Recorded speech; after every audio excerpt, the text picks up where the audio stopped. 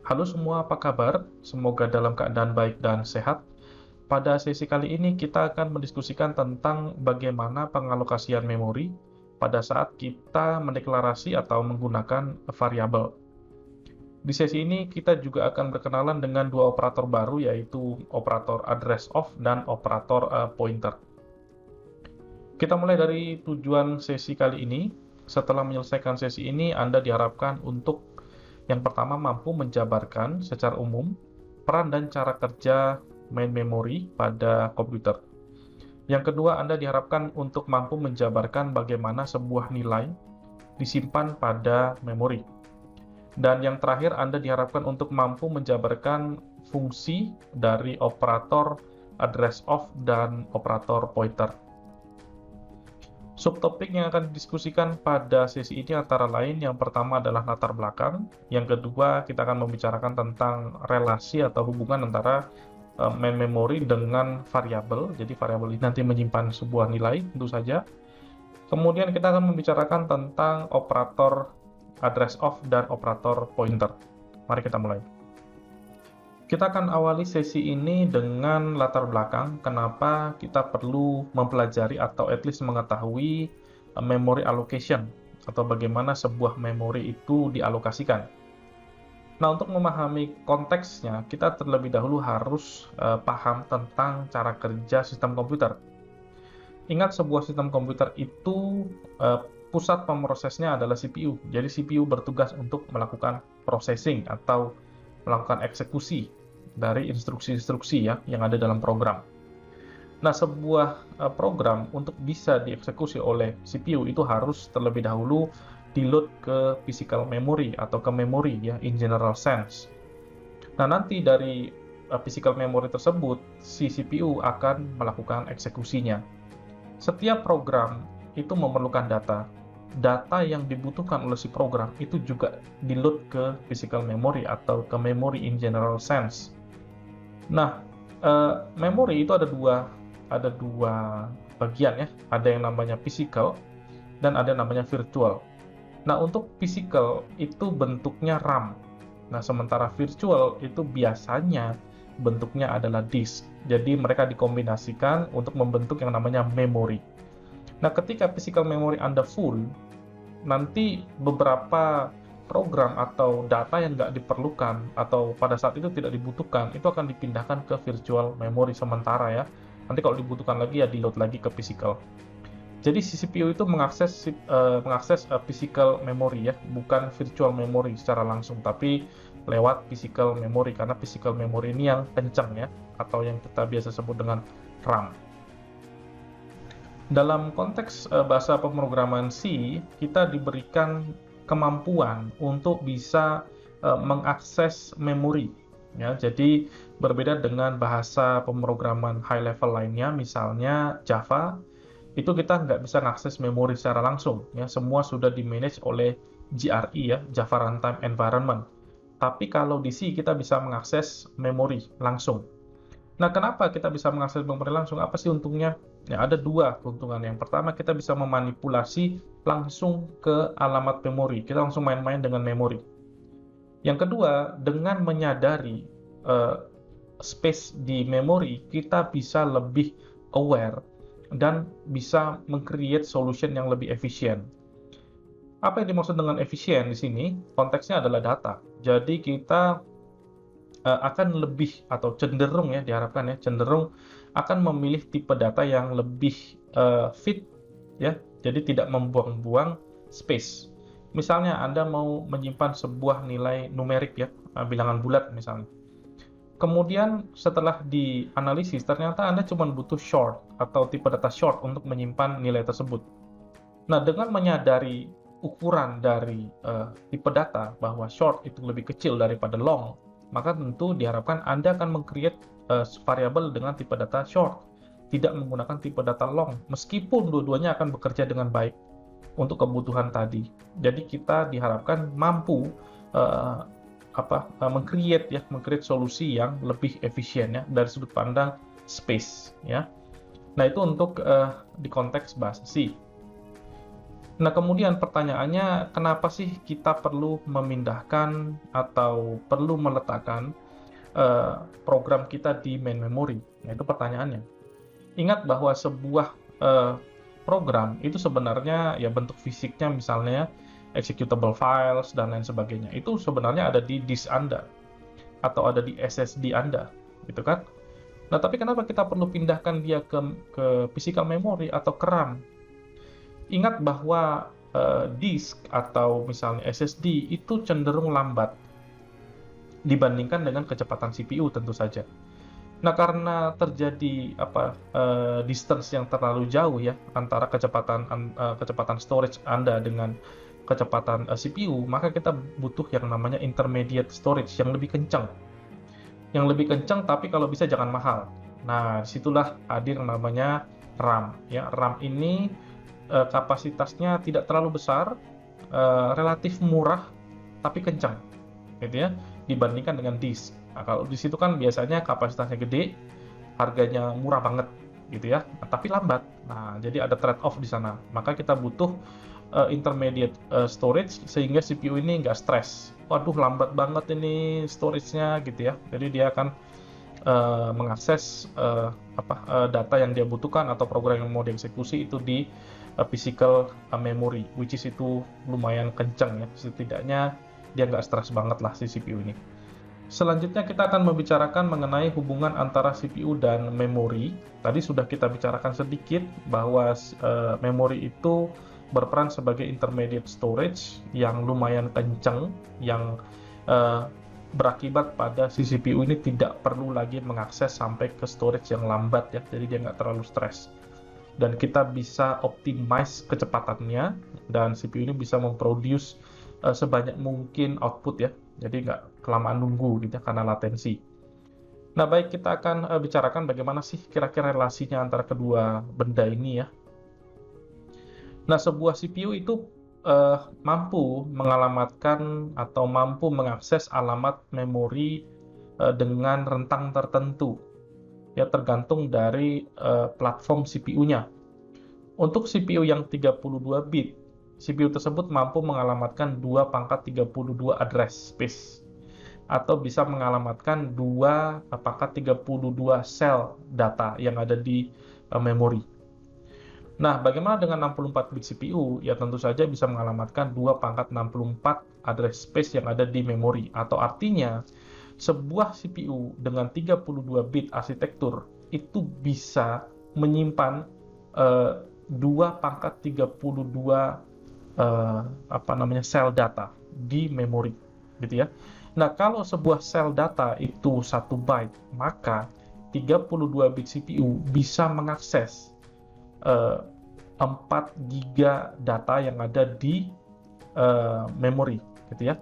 Artinya dia cuma bisa mengakses 4 giga data di RAM tadi ya. Jadi kan physical memory ini RAM. Nah, oleh sebab itu, kalau Anda misalnya punya sistem komputer yang 32 bit, misalnya nih ya, terus Anda install RAM dengan kapasitas 16 giga misalnya, dampaknya adalah tidak semua sel memori itu bisa diaddress oleh si CPU, atau artinya CPU tidak bisa menggunakan semua alamat yang ada di memori Anda. Kan 16 GB, sementara yang bisa diakses hanya 4 GB. Artinya ada 12 GB lagi yang tidak bisa dimanfaatkan. Nah, oleh sebab itu, kalau Anda punya CPU yang lebih tinggi arsitekturnya, misalnya 64 bit, tentu Anda akan bisa mengakses lebih banyak alamat memori.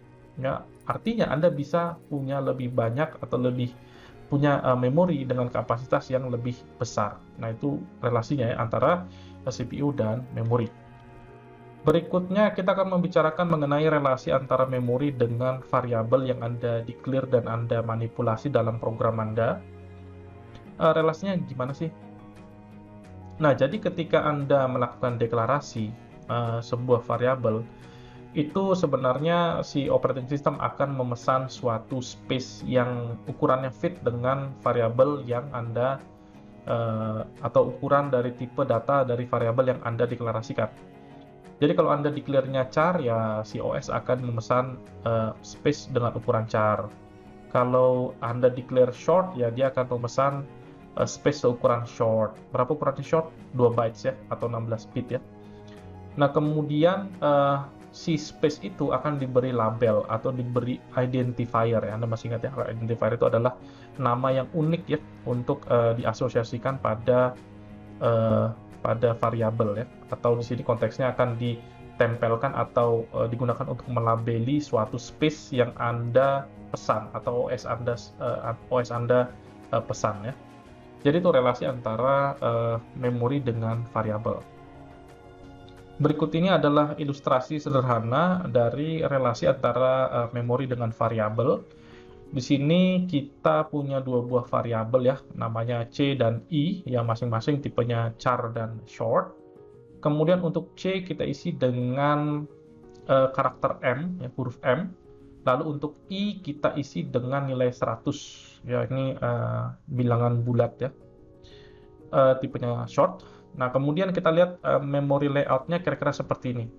Ya, tidak mesti seperti ini ketika nanti dieksekusi ya, tergantung pada platform yang Anda gunakan tentu saja. Jadi di sini digambarkan bahwa memori itu punya sel, ya, sel-selnya banyak gitu ya. Nah, setiap sel itu ukurannya adalah 8 bit atau setara dengan 1 byte. Jadi satu sel itu 8 bit. Kemudian setiap sel itu punya alamat ya. Nah, di sini contohnya ketika kita declare char C, ya, char C, maka kita atau COS lebih tepatnya itu memesan alamat 0x22FE42. Nah, ini alamatnya dalam bentuk heksadesimal. Jadi pada alamat ini dipesan space untuk menyimpan suatu nilai bertipe char yang kemudian kita kenal dengan variabel C, gitu ya, atau dikenal dengan identifier C. Kemudian pada sel tersebut kita isi dengan nilai M atau karakter M lebih tepatnya. Ingat bahwa karena char itu ukurannya cuma 1 byte atau setara dengan 8 bit, maka dia cuma butuh satu sel saja. Nah, berbeda dengan yang short ya. Short ini ukurannya kan 16 bit ya, atau setara dengan 2 byte. Maka dia akan mengoccupy 2 cells ya. Jadi 2 cells, dan kebetulan di situ alamatnya adalah 0x22fe46 ya. Jadi di situ alamatnya juga dalam bentuk heksadesimal ya, biasanya ditulis kayak gitu. Nah, kemudian ini hanya ilustrasi ya. Jadi di situ ada titik-titik itu masih kosong artinya ya. Kita nggak membicarakan yang kosong. Ini kita anggap kita hanya fokus kepada yang isi saja. Dan perlu diingat bahwa ketika Anda eksekusi program yang kayak gini ya, itu bisa saja hasilnya berbeda-beda ya, tergantung dari situasi sistem komputer Anda. Jadi Anda jangan expect, oh pasti kayak gini nih, kalau nggak gini berarti salah. Nggak gitu ya, tergantung sama sistem komputer di mana Anda menjalankan program tersebut ya. Jadi kira-kira secara garis besar seperti ini. Nah, kita akan coba kupas sedikit lagi ya. Di situ kita punya variabel C ya. Ingat variabel C ini nilainya berapa? Nilainya M ya, bukan berapa ya. Nilainya apa ya? Nilainya adalah karakter M. Alamat dari C adalah 0x22fe42. Ini alamatnya atau memory address-nya ya. Nah, kita lihat sekarang untuk yang short I ya. Nah, untuk short I itu adalah nama variabelnya atau identifier-nya. Alamatnya adalah 0x22fe46. Itu adalah memory address-nya. Ingat bahwa di sini si I itu mengoccupy dua sel ya. Kenapa 2 sel? Karena tipe data dari short itu 2 bytes. Bagaimana kalau tipe datanya long? Ya tentu dia akan mengambil 4 sel. Kenapa 4 sel? Karena sebuah long itu membutuhkan space sebesar 32 bit ya, atau setara dengan 4 bytes. Nah, itu kira-kira idenya begitu ya. Jadi cara membacanya seperti itu. Oke, kita akan next. Berikutnya kita akan coba lihat bagaimana sih sebuah memory address itu direpresentasikan. Biasanya memory address itu direpresentasikan dengan heksadesimal ya, nilainya heksadesimal numerik. Heksadesimal itu diawali dengan 0x ya. Jadi 0x bla bla bla bla gitu ya. Misalnya di sini 000 panjang kali nolnya nih, kemudian 22 FE44. Ini contoh saja. Kalau nilai heksa ini di-convert jadi desimal, ya tentu angkanya jadi ya puluh-puluhan yang biasa kita lihat ya. Misalnya di sini 2 juta sekian sekian sekian sekian ya. Itu hasil convert dari alamat heksadesimal yang di atas ya. Nah, untuk melakukan formatting atau untuk menampilkan alamat memori ya secara atau menggunakan heksadesimal, kita bisa menggunakan %p atau %x. Nah, kalau %p itu bentuknya lebih robust ya. Di sana dia menampilkan seluruhnya. Jadi 000 itu banyak sekali yang di depan itu ya, yang non signifikan itu tetap ditampilkan. Sementara kalau %x dia hanya menampilkan yang signifikan saja. Jadi tidak ada 000-nya. Jadi lebih simpel sih kalau menggunakan yang %x. Oke, itu kira-kira untuk memory address representation. Selanjutnya kita akan berkenalan dengan dua buah operator baru, yaitu operator address of dan pointer. Nah, kita akan bahas satu-satu, mulai dari yang address of. Kita mulai dari operator yang pertama, yaitu address of. Nah, ini simbolnya ampersand. Nah, ini mirip dengan, ya sama sebenarnya dengan bitwise n. Bedanya adalah kalau address of ini unary, kalau bitwise itu binary ya, binary operator. Nah, untuk operator address of itu digunakan untuk meretrieve atau mengambil alamat dari suatu variabel. Jadi misalnya ini ada variabel namanya C gitu ya. Nah, variabel C ini dialokasikan di mana di memori. Nah, dia akan mengembalikan alamatnya. Ini loh alamatnya. FE berapa tadi? FE44 misalnya atau FE42 tergantung ya dari eksekusinya. Jadi operator ini akan mengembalikan alamat ya, alamat dari suatu variabel. Nah, itu guna dari address of. Berikutnya kita lihat operator yang kedua, yaitu operator pointer. Nah, ini yang agak crunchy di sini ya. Nah, di sini operator pointer digunakan untuk mengakses nilai pada alamat tertentu. Ya. Jadi, operator ini mengoperasikan address, memory address. Ya, jadi dia mengoperasikan memory address dengan cara mengambil nilai yang ada pada address tersebut. Gitu ya. Jadi, si operator ini akan mengkonsum atau akan menggunakan keluaran dari operator address of yang tadi. Jadi apa yang dihasilkan oleh address of itu bisa dioperasikan oleh operator pointer. Ya, kira-kira gitu ya. Nah, di sini ada contoh sederhana. Di sini kita punya dua buah variabel, ada i dan pi. Nah, pi itu tipenya adalah pointer ya, ada tanda ampersand, tanda asterisknya ya, bukan ampersand ya, ada tanda asterisknya. Kemudian tipe dari i itu adalah short, sementara tipe dari pi ya, tipe dari pi adalah pointer, tapi tipe dari pointer pi adalah short. Oke, saya ulang ya.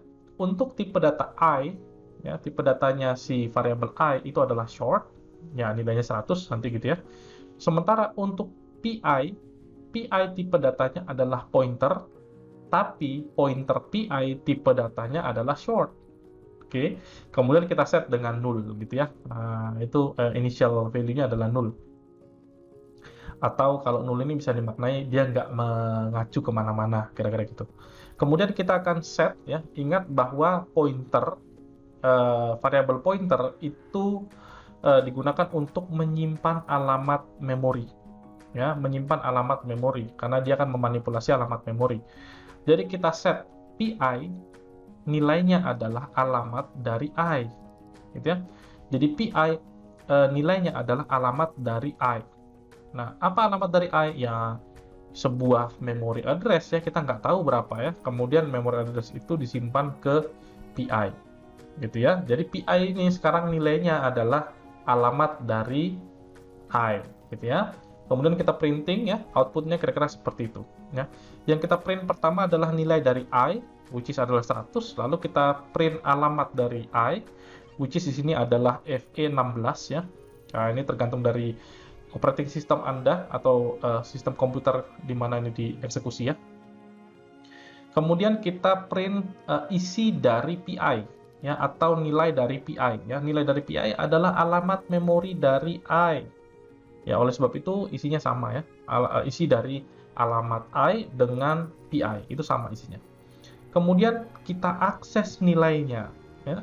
Di sini kita mengakses nilai dari PI ya, nilai yang disimpan oleh address PI gitu ya. Jadi PI ini kan menyimpan address. Nah, sekarang kalau kita pakai pointer depannya, artinya kita mengakses nilai yang ada pada alamat tersebut. Ya, alamat tersebut berapa? Alamat tersebut adalah FE16. Berapa nilai yang disimpan di situ? Ya 100, gitu ya. Nah, kemudian kita coba di sini main-main ya dengan kita mengkombinasikan antara operator address of dengan operator pointer. Ya, kita address of dulu I, hasilnya adalah address, lalu address tersebut kita ambil nilainya dengan pointer. Nilainya adalah 100 gitu ya. Oke, agak membingungkan. Oke, kita ulangi lagi ya pada bagian yang paling belakang ini ya. Di sana kita mengkombinasikan antara address of dengan pointer. Ya, yang pertama kali dioperasikan adalah address of-nya. Ingat, address of ini menghasilkan sebuah alamat memori. Lalu kita pointerkan. Pointer ini artinya kita membaca nilai yang tersimpan pada alamat tersebut.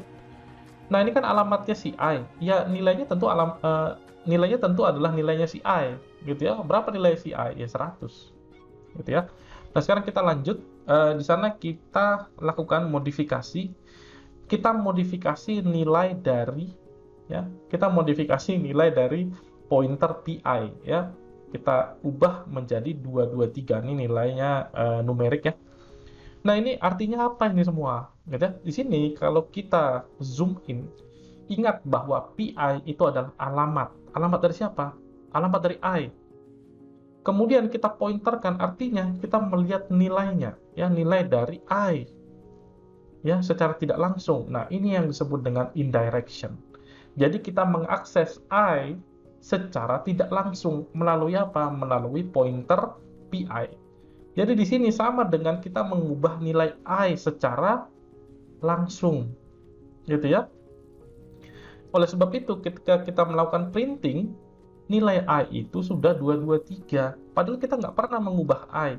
Yes, secara tidak langsung kita tidak mengubah, secara langsung kita tidak mengubah I, tapi secara tidak langsung kita sudah mengubah I melalui pointer PI. Oke, nanti Anda ulang-ulang lagi. Kemudian di sini alamat dari I masih sama dengan yang tadi, nilai dari PI itu masih sama dengan yang tadi. Kemudian kita akses nilai yang tersimpan pada alamat yang disimpan oleh PI itu 223. Kemudian kita mainkan lagi ya, di sini ada kombinasi antara address of dengan pointer, ya ini 223 juga. Ya, Anda nanti bisa coba putar-putar lagi videonya sehingga Anda bisa lebih ngerti. Baik, itu saja untuk sesi kali ini. Semoga tidak terlalu membingungkan. Anda nanti bisa putar-putar lagi videonya supaya Anda lebih ngerti. Dan perlu diingat bahwa apa yang kita belajar di sesi ini akan sangat memengaruhi sesi-sesi selanjutnya. Jadi make sure Anda ngerti betul tentang apa yang kita pelajari pada sesi ini, terutama tentang bagaimana hubungan antara CPU dengan memori, kemudian memory addressing, kemudian bagaimana menggunakan operator address of dan operator pointer. Saya pikir itu saja. Terima kasih. Sampai ketemu lagi di sesi-sesi pembelajaran yang lain. Ciao.